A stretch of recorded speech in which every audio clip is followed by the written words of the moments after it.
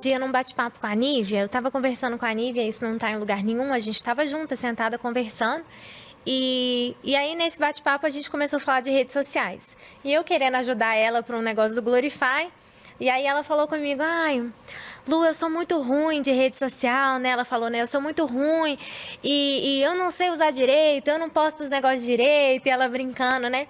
E ela me contou exatamente desse lado de que ela não se importava Sim. com a rede social da forma que as pessoas se importavam. E nem eu, né? Nessa conversa eu falei com ela, nem eu sei usar, mas assim, eu não faço um cronograma de postagem, eu não sei o quê. Então, assim, eu não me importava muito com a rede social e nem ela.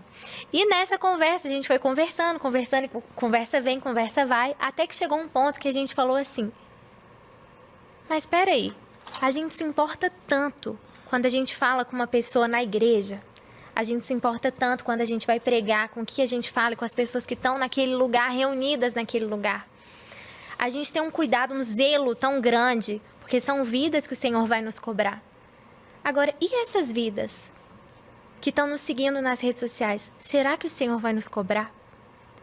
E aí ficou aquele silêncio no lugar, sabe? Pastora Camila, eu só sei que na semana seguinte minha rede estava mudada e a dela também. Mano, isso é muito real, Lu. Isso é muito necessário. O que me fez viver essa virada foi um culto que eu participei. Eu estava no sul do nosso país. E me convidaram, no período da pandemia, bem no início, para ir para uma live. Aí eu dizia, gente, se é live, por que eu não posso fazer de casa? Porque eles vão fazer uma mega estrutura para fazer um negócio realmente assim top e você vai estar lá gravando de lá, transmitindo de lá, fazendo tudo lá. Eu falei, beleza, mandaram a passagem, fui eu, minha mãe, chegamos lá. Você via como eles se prepararam para aquele momento. E aí começaram a transmitir.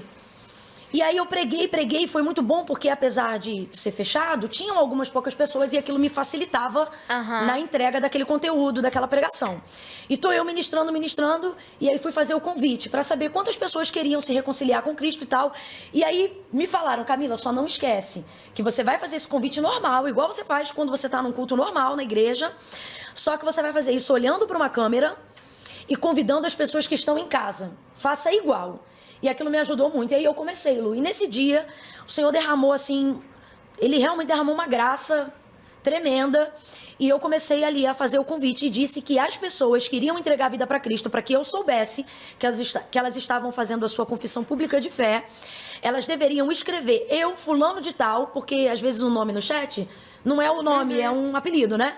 E eu dizia, você vai botar assim, eu, fulano de tal, estou confessando Jesus como meu Salvador, se for a sua primeira vez. Se você estiver reconciliando, você vai dizer, eu, fulano de tal, estou voltando para Cristo hoje e tal. E aí fui fazendo. E Deus foi me dando, naquela live, qual era a situação das pessoas que estavam em casa. Uau! Ele foi me dando algumas pessoas especificamente. Olha, você agora tá assim... e tal coisa, você... Aí teve algumas que me marcou, eu não vou lembrar de todas, mas isso está gravado. E teve um que eu falei assim, hoje você amarrou uma corda no ventilador do seu quarto. Porque você decidiu, você falou, se hoje Deus não falar comigo, eu vou dar cabo da minha vida. E esse foi uma das pessoas. Teve um outro que falou assim, eu falei assim, o Senhor foi dando, né? Você tá com tantas gramas, e eu falei quantas gramas a pessoa tava. E eu disse assim, e você agora, enquanto eu pregava, você jogou no vaso e deu descarga. Tipo, isso nunca aconteceu. Tanto que aconteceu esse dia e nunca mais aconteceu igual esse dia. Porque eu creio que Deus estava ministrando a elas, mas o que Deus estava ministrando a mim é o seguinte, essas vidas que você pensa que são virtuais por você estar aqui, elas são vidas reais. Isso.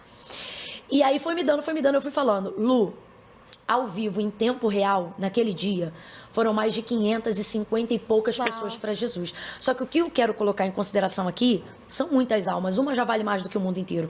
Só que era um canal que no dia que eu cheguei, eles precisavam bater 1000 inscritos para conseguir fazer a transmissão mais de 1 hora. Eu não sei porque que eu não entendo muito, mas era isso. O YouTube era assim. Pronto, então. E aí eu bolei um sorteio na hora, eu falei, não, a gente tem que conseguir fazer esse negócio bater pra gente manter. Aí fiz o sorteio e tal, bateu os 1000 inscritos, porque era uma igreja muito pequena e um canal muito pequeno, tinha tipo 152 inscritos. E aí até o culto, boom, passou dos 1.000 inscritos do canal. E aí conseguimos fazer esse apelo, pregamos. Então, assim, você tendo um canal que no mesmo dia que conseguiu 1.000 inscritos em tempo real, mais de 500 almas confessarem a Cristo como Senhor, e aí o que me tocou? Eu acompanhava aqui, olhando para a câmera e acompanhando aqui. E aí dizia, meu nome é fulano de tal, e eu sou o menino que estava com a corda amarrada. Meu nome é fulano de tal, e eu acabei de jogar tantas gramas no vaso. E você sentia a testificação do Espírito. Eu sei que às vezes agora alguém pode ouvir e não crer, mas foi real. Quem estava lá viu que era real, e quem tem o Espírito e testifica sabe que foi real. E aí eu falei, tem um mundo chamado virtual, que é um mundo real. E eu tô completamente fora desse mundo. E foi quando eu voltei e fiz esse e-book e comecei a me permitir a inserção da minha voz e da minha vida nas plataformas digitais. É muito importante. Se a gente vai dar conta de cada uma delas, eu não sei, mas que a gente tem que fazer a nossa parte naquilo que nos cabe. A gente tem, porque aonde a gente não ganha espaço, vozes absurdas estão ganhando espaço aí para influenciar negativamente milhares de pessoas. E a gente vê isso no mundo de uma forma, tantos lugares que a gente entregou, né? O entretenimento, por exemplo, quantas vezes a gente falou, nossa, né, que o entretenimento era tanta coisa para ele, é do fulano, é dele, é dele. Demos tudo para ele. Agora a gente dele. não tem um filme como com dizem, valores nem cristãos. A chave da casa ele tem. Exatamente. Então, que a gente tome posse desse lugar, né? Sim. Que a internet, que tem crescido cada dia, que a gente leve os valores do reino verdadeiramente. Sim. E o legal também da internet, para quem, sobretudo, é figura pública e tal, é que é onde você também tem a oportunidade de mostrar quem é você como gente. Isso. Né? Fazendo uma comida, para quem é mãe cuidando dos filhos, para quem é pastor mostrando como é pai também, como é ser esposo, onde você pode mostrar que esse mundo real, ele também é real para quem é crente, né? A gente também é ser humano e tal. Então, nas redes sociais eu também tive essa oportunidade. Tô tendo, né? Tô me adequando aí. Mas ainda é um desafio. Mas tá sendo muito legal romper. Amém. Pastora Camila, eu quero terminar esse Gloricast de uma forma muito, muito, muito diferente de todas que a gente já fez até hoje. Ok. Você que tá em casa, eu te convido a baixar o Glorify, ouvir mais conteúdos. A gente tem conteúdos da Camila Barros aqui no Glorify. Então, baixa o aplicativo, você vai encontrar um QR Code aqui na sua tela e ouça, medite nesses conteúdos. A gente realmente quer que você tenha uma experiência com o Senhor acima de tudo. Não é com o Glorify, não é com um podcast, mas é com Deus, que você possa ser transformado por Deus. E é por isso que eu quero terminar esse podcast de um jeito diferente. Você falou sobre esse apelo que você fez, e eu senti tão forte no meu coração. Por que não fazer um apelo, né? Uau! Para que essas pessoas que estão ouvindo esse podcast, talvez pessoas que se afastaram de Jesus, pessoas que querem voltar, né, para esse caminho, e pessoas que nunca tiveram oportunidade, talvez caíram aqui de paraquedas, talvez te seguem há um tempo, mas nunca tomaram essa decisão, que hoje, nesse Gloricast, nesse podcast, elas possam tomar essa decisão. Então, o final é com você. Amém. Então, eu queria começar só falando da importância de tomar decisões na vida, para tudo. A vida, ela te dá muitas opções, você não consegue abraçar todas.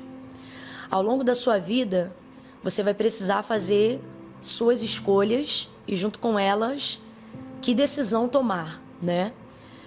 Na vida, o que faz diferença são as decisões que você toma.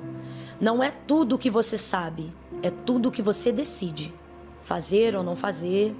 Então, a primeira coisa que eu quero falar para quem está ouvindo é o seguinte: você precisa tomar decisões na vida como um todo. A roupa que você está usando agora, você pode até achar que ela foi uma escolha aleatória, mas ela é fruto de uma decisão. A roupa que você está usando agora é fruto de uma decisão. Se foi uma decisão pensada, se foi uma decisão impensada, mas ela é fruto de uma decisão. A comida que você comeu hoje, fruto de uma decisão. Se foi a melhor decisão ou se não foi, nada muda um fato.